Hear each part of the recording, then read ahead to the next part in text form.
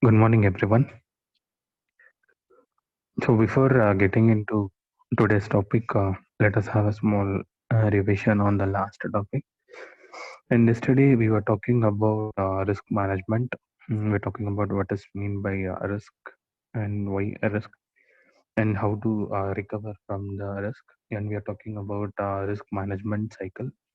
And we talked about three most important things. One is risk identification, and second risk quantification, and third risk mitigation. So these are the three terms that we have discussed in risk management cycle. So this was about the last class. In today's class we will be talking about in detail about each and every activity in risk management cycle. Like first we will be talking about risk identification, and then we will be moving on to uh, risk quantification. Then we will be moving on to the last one, risk mitigation. Okay, fine. So let us start with risk identification. See, risk identification is like identifying the things which leads to a risk, and also we should guard ourselves. We should guard the we should guard the things and like leading to a risk. Okay, we should protect so that as much as possible this should not be a lead to risk. It should not be like directed to what is called risk. Okay, so there are different ways of identifying potential risk, and first way is examining organizational history. So what is the meaning of this examining organizational history is, like as we know, when we in the real time if we face certain risk. So mostly some other company or the same company with the some other project might be faced the same issue. So we always, once we get an issue, we'll be start looking into the past. We'll be looking into the projects that has been done in the past, like the historical data. So whatever the risk that has been faced earlier, if the risk I'm getting, if I'm facing the same issue, then I can apply the solution what has been applied in that period, or whatever the decision that has been taken in the previous project, I can go with the same one. Or it is something like when if you do projects, some projects related to government agencies or related to like where it is particularly required a clearance from government agencies. So those project requires additional time period, like it requires more number of weeks and months, which can't be guaranteed to complete in a shorter time frame delivery.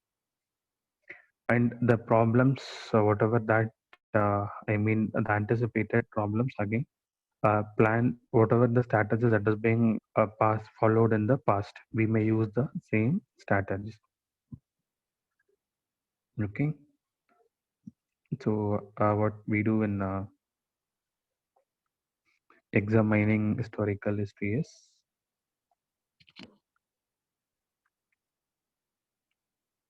we need to review on the review of the previous projects done, uh, to know about the risk or to know about something which has been done earlier. Okay, and second one will be preparing checklist. So checklist, the importance of checklist is, so it is a great way or method to ensure that we are not missing out any obvious input to a project. So you know the meaning of checklist, and when you start applying for, when you apply for an counseling, or when you apply for a job, at the end you can see the checklist. So it makes you to ensure that you have provided all the related documents. Okay, so that most probably it will help you to avoid from risk. It will not lead to a risk. Okay, so ensuring yourself that we are not missing out any obvious input to a project, And in fact, mostly this may require some time tedious job, but it ensures that the project will go in a smoother manner. None of the important document, none of the important work will be get lost. So all the things will be get ensured that will be time. And the purpose of this checklist is not to enforce that we need to put tick on the every questions which is being given in the checklist, but it is to only to ensure that we are running without any omissions. We are not omitting anything. Okay. See, in the checklist, I will be doing like putting the tick marks. So to make sure that the document is attached. So the purpose is not like just putting the tick marks. It is to make sure to ensure that you have verified it twice, that the process is not going to get delayed. The work is not going to be get lost. So the work has to be done in a clear manner. And here there is one more thing called using literature and buying information. Okay. And the third one is called information buying. So when we encounter risk in our project, because we tend to think that the situation is very unique. But in reality, most of the cases, whatever the risk that we face, either maybe related to the project or related to the environment. So all these sort of projects would have been happened in the past history in the same company or in some other company or in the some other previous projects in some other previous works. Some kind of solution has been taken to overcome from those histories. That is like using literature. You need to review it like when you start doing your projects. So you can't go directly start with the proposed, right? You need to analyze the existing thing, and you need to benchmark that whatever the research that you are doing is there available in the market. So that benchmark will make you to know that what will be your contribution towards the current research projects or towards the current research activity. Okay. So we can't do anything like directly telling that this will be an innovative one. So that you need to benchmark, you need to have a proper literature survey to prove that this sort of particular work is not there in the past. Okay. And buying information is like the concept of information buying, like how the companies are going to buy the people to work in the project, like in the way of salaries. Okay. So salaries for the software jobs and salaries for and the money that they are going to invest on the resources that the company required, and how they are capable to get the top talented people to get involved in their project, so that they should not miss the top talented people in the company. So how much they are going to pay for them, and how they are going to buy those peoples. I mean, like it is something like hiring process. So how they are going to hire the most talented people in the market. So what are the strategies that they need to follow, and what are the third party agencies that they keep on communicating and asking about the things done. So that is the third one, and that is the third way of identifying risk. And fourth one, framework based risk categorization. So as it is the framework, we will be trying to find out all possible risk from scratch. So especially like when something is being faced for a first time, or here what I can do is like I will be creating a table. That table will be having a risk category and generic risk and the project specific risk. So for example, if I take a risk category, so let me tell you this. I will be categorizing as risk. I will be doing things as risk category, which mean risk category will be either it is technology risk or people related risk or political risk or market risk. And once after stating all these risk categories like technology, people related, political, market risk, then I will be specifically talking on its like generic and project specific risk. So if I take technology risk, So it may be there may be a complete change in the technology, like where my project will be get migrated, will be get changed for completely from internet computing to pure client server technology. That maybe that will affect that will give the great impact of the organization, and the technology used in a particular project may become absolute, like the platform that which on which you are working. And people related risk, where people you will not have people who have been involved in your project team, who have been involved in your project work. If any of them have left the job, and if you are unable to find the right people, or if unable to find the people who have been good enough in the technology or in the area on which the project work that we do, that is called people related risk. And political risk, it relates to customs, right? So customs duties, taxes on hardware, and change in government policies. If initially if you start doing a project which is related to a government agency, or which needs a government clearance during each and every stage of the project, in case the earlier government has approved your project to implement, and in the meanwhile the some other government is getting changed, and if the new government asks you to stop the project, or if they ask you to submit again a clearance report to make sure that you are doing things in a right manner. So these are called as political risk. And market risk, like we can see our economy will always go up and go down. So as because of now, our economy is just getting in the negative direction, like which is not at all like in a neutral level, which is going below the neutral line. So if that GDP is there, almost all the industries or all the markets will be get fall down shortly.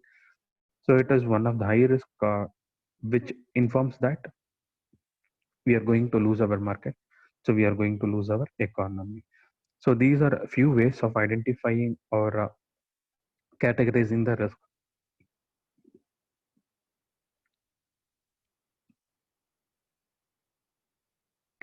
The project manager should think on each and everything. So when they start doing a project, he should be having a clear map. He should have a clear outline on what are the things that is doing, and what are the risks that are applicable, and what are the risks that he may expect in doing those kind of work, or in doing those kind of projects.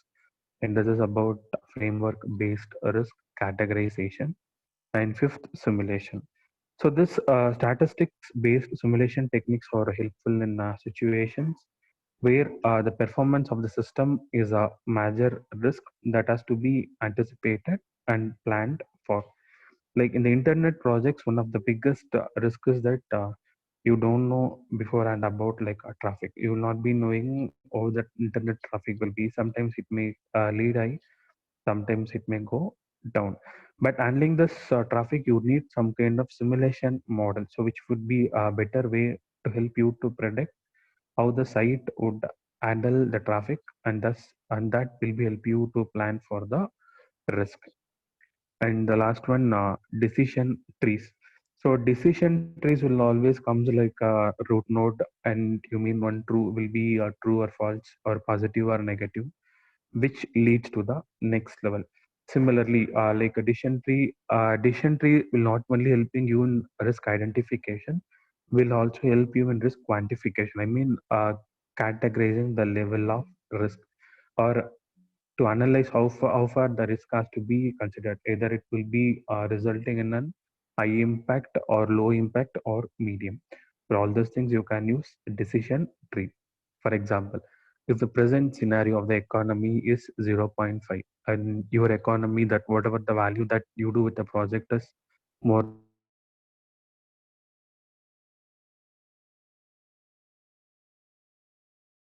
0.5, then you will be getting into the next step, which is true. I mean, you will be getting into the next. If it is false, then it will be leading to risk. So in this way, you can analyze the decision tree. Decision tree will help you to quantify the involvement of risk in a project. Okay. So these are the six ways of identifying the risk involved in a project. So examining organizational history, if I been faced with the risk, I need to look on the past. Are there any certain sort of risk is being faced in the earlier projects. And in addition to that, there is one more thing.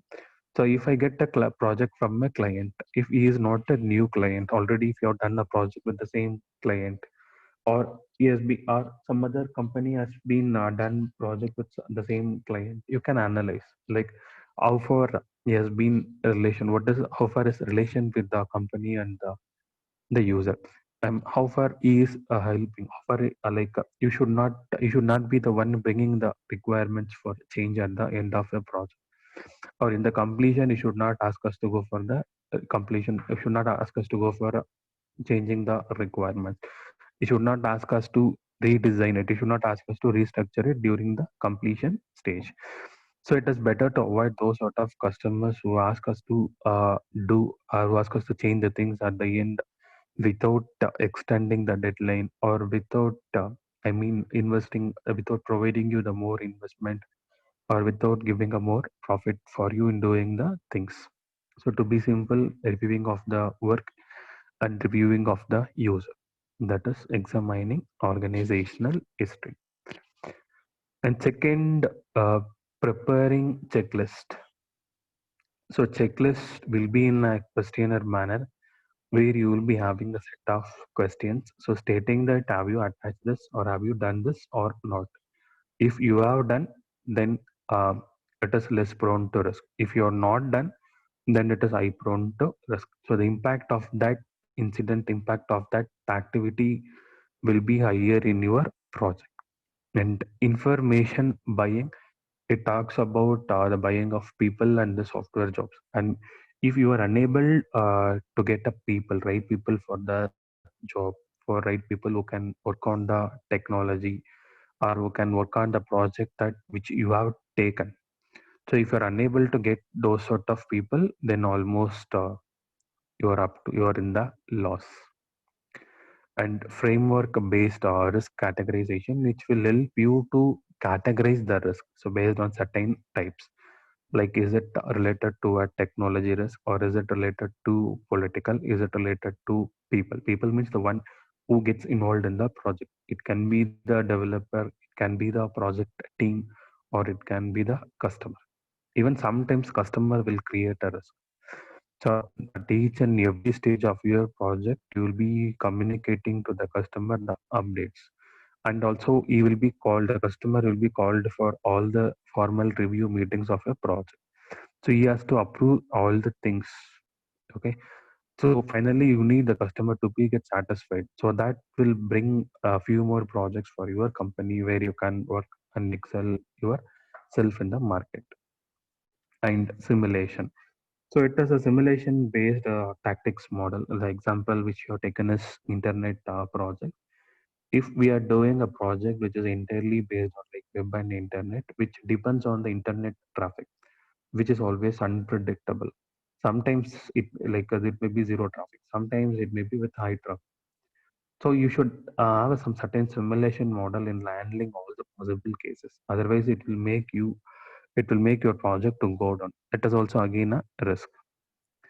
Decision trees will help you to identify risk. For example, like the decision tree, you want to reach the college from your home.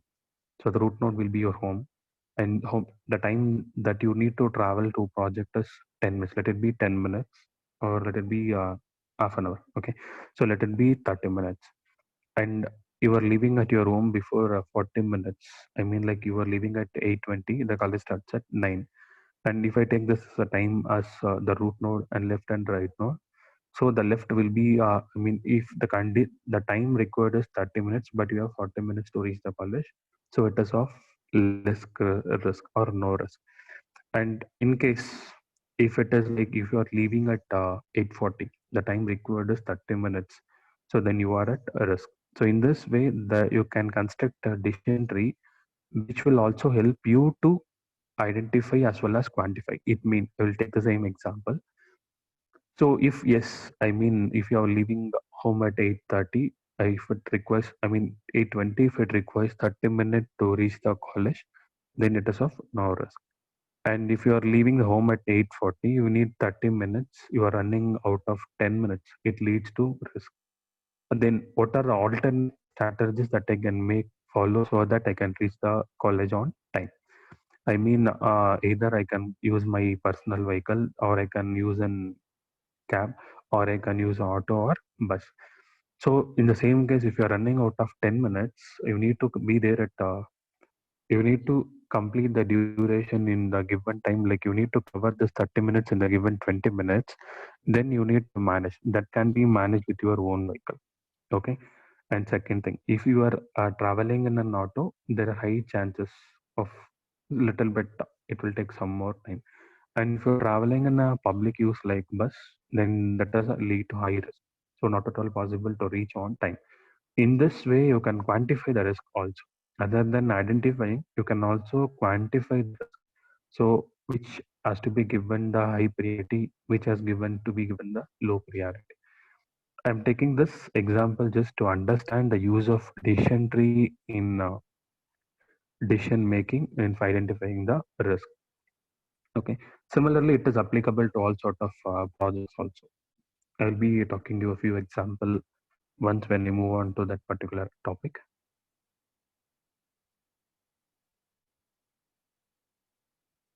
Okay. So next we're talking about risk quantification. So as I told you earlier, risk quantification will help you to characterize and quantify and prioritize the risk. It means not all the risks that we face are equally important. Few risks are important, few risks are highly important, few risks are not at all important. In some way, we should categorize the risk. One may be higher, one may be lower, one may be in the middle. So on what basis you can categorize these risks? So this risk can be quantified based on two things. One is probability, second one is impact. So let us talk about the probability of the risk. So what is the probability of a risk? So the higher probability of the risk will lead to the what you need to follow an alternate strategy if the probability of the risk is too high. And if the probability is less than two, like the probability always falls in the range 0 to 1. And if the probability chances of that particular risk to happen is 0.8, then it is resulting in an high impact.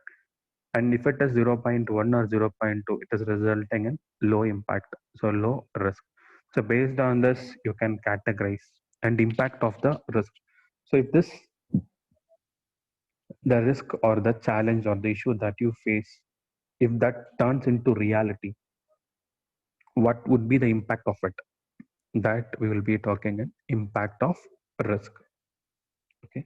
So this impact may be in terms of hours of effort that you require to recover from it, or which may resulting in purchasing or getting additional hardware components where you want to expect more than what you have been committed, or the loss of customer goodwill, or the loss of dollar values, the loss of investing on it. See, there is one thing called risk exposure. The net effect of the risk is called risk exposure. Like in reality, if I'm doing my project which has been agreed for $10, okay, so later on if the dollar value gets down, so then during that time work that I am doing will not be resulting me in a good profit value, or will not be resulting in a good revenue. So that is also a kind of risk. So that leads my business or my project to go down, so which will not help me to manage my position or to move for the next position. And let us take an example to understand. Like suppose the probability of a user hitting a particular bug is zero point 0.3. Okay. And if the person it's this bug, suppose he loses 1% a week worth of work, then each person cost will be around dollar 12,000. And then the one person work or the one person cost will be approximately dollar 3,000. So if we talk about this probability, I mean the expected loss of risk is dollar 3,000 into 0.3. I mean the resulting value will be dollar 900. Okay, so it says that the expected loss from the risk is dollar 900. So it is better to manage or to have an alternative plan to get things done in a good manner. Okay, so let us now have a small example on decision tree, which helps us in doing the things. So decision tree, let me take this as a decision tree. So this is going to decide based on the economy. And let me take one more decision, like one more thing. And let me take the other thing. Even you can have three nodes also. Okay. So now let's see the decision how it gets played. Okay. So here, if my economy and if my economy are like 0.2, if my economy is 0.2, my economy is 0.2, as I said earlier, the probability value falls within the range of 0 to 1. If my economy is 0.2, then I will be resulting or I will be halting in a good. Okay, so somewhere I'm going to be in good. If it's somewhere like if my economy falls somewhere like 0.5, so then it is going to be around it is going to be in economically bad, right? So it should be less than that, so it will be economically bad. In case if the probability value of this expected is something around 0.3, somewhere it lies between 0.5 and 0.2, so there it will be resulting in neutral. Okay, so thereafter I can extend this decision tree. If it is good, then how can further I can proceed? If this is bad, so what is the alternative thing that I need to do? What are the case that I should do? So this example, like if my economy is really good, I will be generating a revenue of dollar 3 with a probability rate of 0.3. And if my economy is really bad, I will be generating revenue of dollar 5 lakhs. If my economy is neutral, I will be somewhere around dollar 1.5. So if it is really good, I will be getting more than 3. If it is bad, I will be getting losing. If it is somewhere in this, I will be getting this as 0.5. This you can write as economy. If my economy is good, my value probability is 0.2. Okay. If my economy is bad, the value that I may expect or I may get is 0.5. Okay. So this will be my condition. Based on this, I may act on the decision. Based on this, I may take the decision. Okay. So this is one way of understanding the use of decision tree in risk quantifying and risk identifying. So decision tree will be the one which we will be studying in both risk management, like risk identification as well as risk quantification, which helps you to identify the risk and also which helps you to focus on to know the impact of the risk. So under each of these branch decision tree, you can have some multiple sub branches which indicate the further breakup of the all the revenue forecast of this decision tree diagram. And accordingly, you can have a decision tree table, so which can be drawn, so which can help you to state the things. Let me show you an example.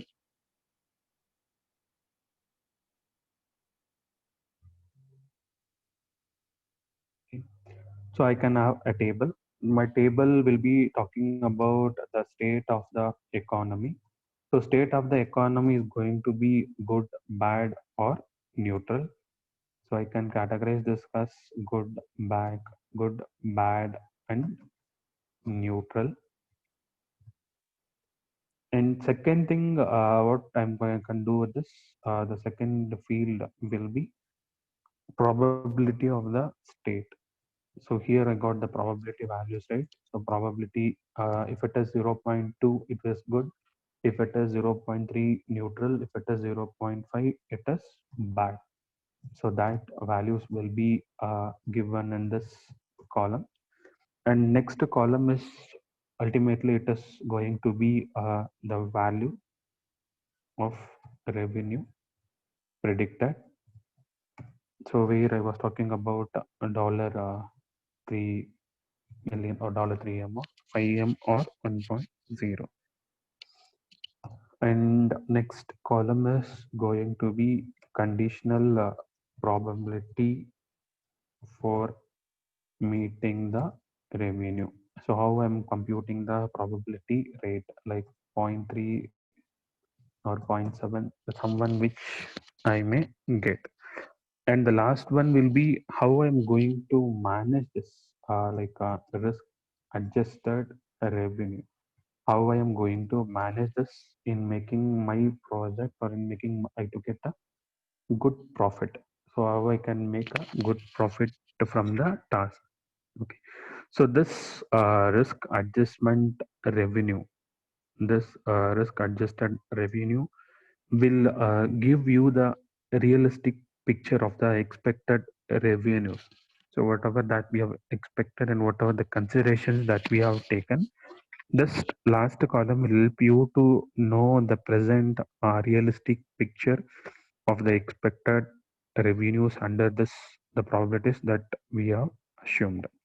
Okay, and with this organization can make a more informed judgment on what they are doing, and while the decision tree will tell them or will help them to understand the straightforward use and whatever the value is good, how far the accuracy in the estimation of various probabilities, and how it is going to help them in maintaining the making the thing better. Okay, for this you can also have a risk table. It is something which is like informed. We will be doing the things with an clear idea. Like once after getting the clear information on it, we will be proceeding it. We will be doing it with a clear idea. To be informed will be good, right? So you can see like bank people will be calling you to inform about your account activity, or if there are any transactions just been happened after there is, if there are no transactions for a particular week, if you're doing any transaction after like with after 1 or 2 months when there are no transactions in your account, you can see once the transaction is done, you will be getting a customer call, so informing you about the transaction carried out in the account. So that is to make sure to inform about the things that you are aware of. Okay, if something goes wrong, then later on they will be the one responsible for handling those things. So to make it to be clear, they are informing you in prior. They are informing you in earlier. To they are bringing that to your they are bringing that to your current. What people will tell like they will inform the things that they will bring the things to your concern. Okay, so something that's happening to your account, it should be well known to you. It should be done under your concern. So they can't do and decide the things on their own, right? So this is about risk quantification. So risk quantification, the important things are, so risk quantification will help you to prioritize, characterize. Risk quantification will help you to,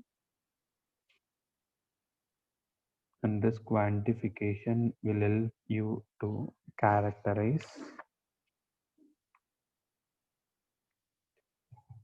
How do we characterize, quantify, and prioritize the risk? That is the main purpose of risk quantification. Okay, so risk quantification is different from risk identification. Risk quantification will help you to clearly characterize, quantify, the prioritize the risk. So whatever the risk that you are encountered in your project or in your work, how can you categorize the risk in your particular work? So how far it is going to result in your project? So what is its impact in the work? Okay, that is the role of risk quantification. So as we were talking in risk management, we used to have the class risk management cycle diagram.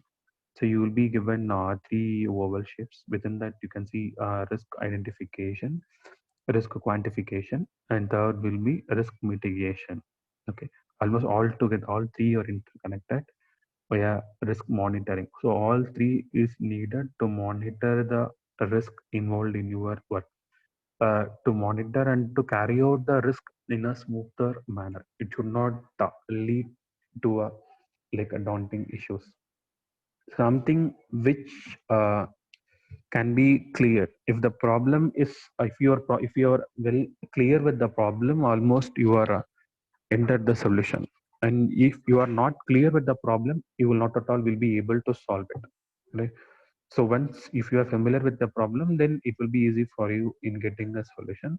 And if you're not clear about the problem, then it will be not at all possible for you to find a solution. So if we are aware like what kind of risk may happen by doing this, then almost we are at the safer side. So if you are aware of what the things that can be done on this, then we are at the negative edge. We are at the opposite direction of the profit. So we will not be able to compete with the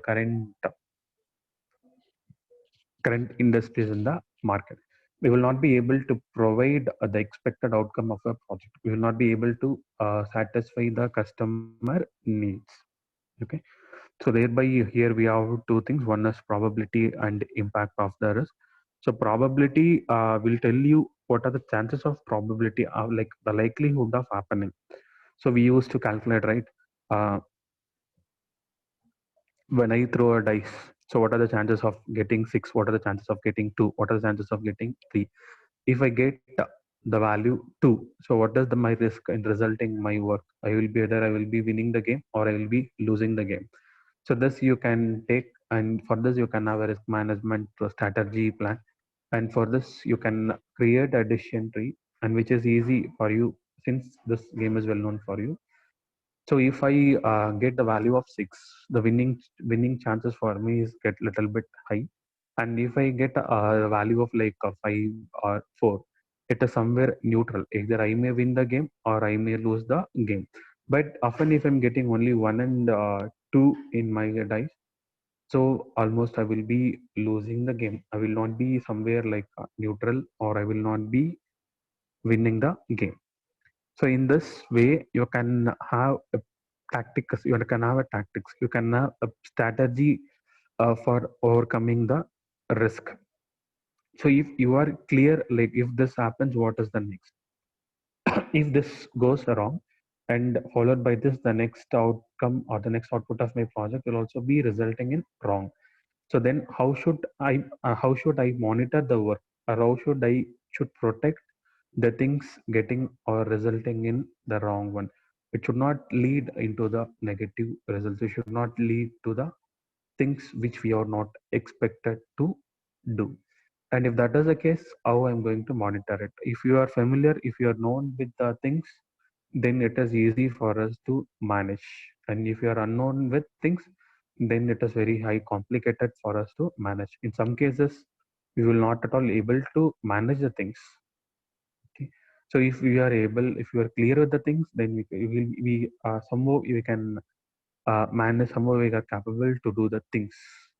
Okay. So that is like not the risk or equally important. Impact of the risk, as I said earlier, what is the impact of a risk? See, if you're learning to drive a car, and just if you are practicing driving, then the impact of risk will be when you start practicing it in a road where there is less number of traffic, where there is less number of people who travels on that particular road. Like when you practice it in a village or in a road where now like peoples are less populated, then the accident for traffic is, then the accident chances are less, the impact is less.